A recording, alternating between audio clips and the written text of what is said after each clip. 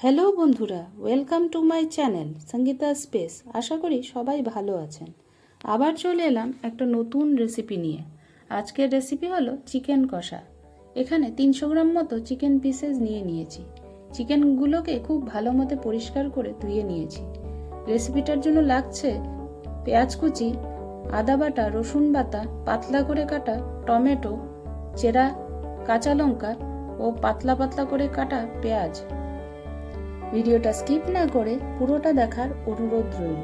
চলুন এবার রেসিপিটা দেখে নেওয়া যাক।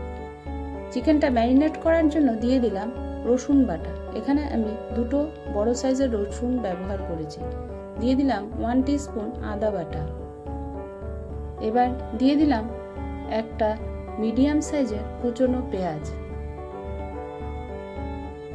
দিয়ে দেব টমেটো, যেটা পাতলা পাতলা টুকরো করে কেটে নিয়েছি। যোগ করে দেব চেরা কাঁচা লঙ্কা। যোগ করে দিলাম স্বাদ মতো নুন।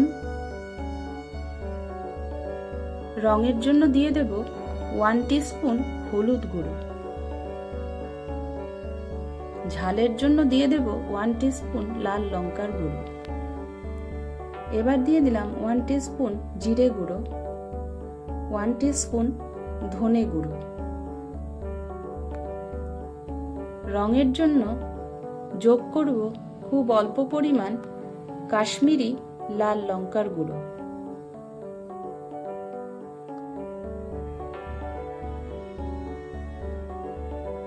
এবার দিয়ে দেব 3 টিস্পুন সর্ষের তেল।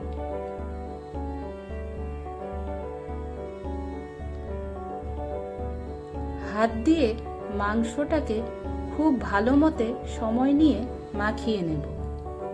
আপনারা সবাই চিকেন কষা রান্না করে থাকেন, জাস্ট আমি আমার রান্নাটা শেয়ার করছি। আমাকে সাপোর্ট করার জন্য চ্যানেলটাকে সাবস্ক্রাইব করে পাশে থাকা বেলটা ক্লিক করে দেবেন, যাতে সবার আগে নোটিফিকেশনটা পেয়ে যায়। মাংসটাকে মাখানো হয়ে গেলে 15 মিনিটের জন্য ঢাকা দিয়ে রেস্টের জন্য রেখে দেব। কড়াইতে অল্প পরিমাণ সর্ষের তেল দিয়ে দিলাম।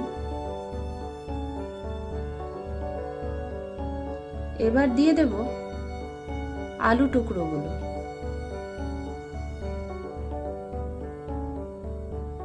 অল্প হলুদ গুঁড়ো ও নুন দিয়ে আলুটাকে লাল লাল করে ভেজে নেব। আলুটাকে আমি 5 মিনিটের জন্য ঢাকা দিয়েছিলাম। আলুটা ভাজা হয়ে গেছে, এবার তুলে নিচ্ছি। আবার প্রয়োজন মতো সর্ষের তেল দিয়ে দিলাম। ফোড়নে দিয়ে দেব তেজপাতা,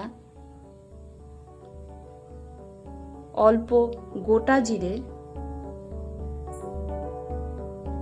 এবার দিয়ে দিলাম গোটা গরম মশলা।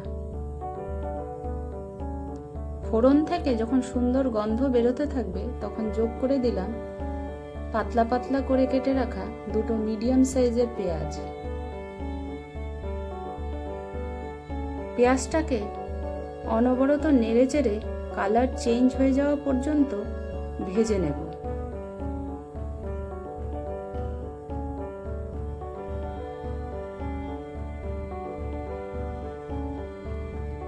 দেখুন পেঁয়াজের কালারটা চেঞ্জ হয়ে গেছে।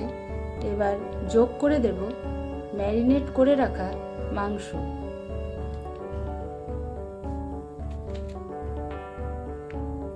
মিডিয়াম ফ্লেমে চিকেনটাকে খুব ভালো মতে নাড়াচাড়া করে 5 থেকে 7 মিনিটের জন্য ভেজে নেব।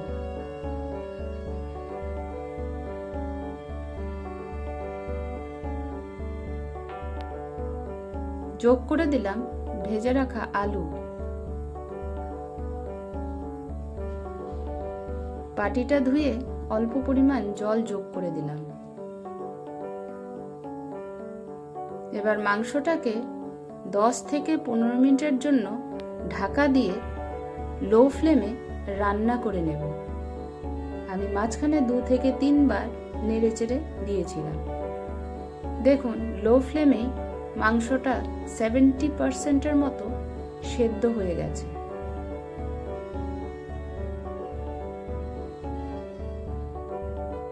যোগ করে দিলাম 1 টিস্পুন চিকেন কারি মশলা।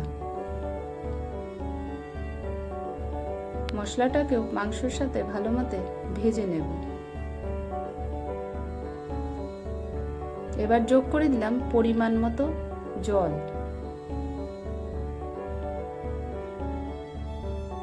আমি চিকেনটা মাখা মাখা রাখবো, তাই অল্প পরিমাণ জল যোগ করলাম।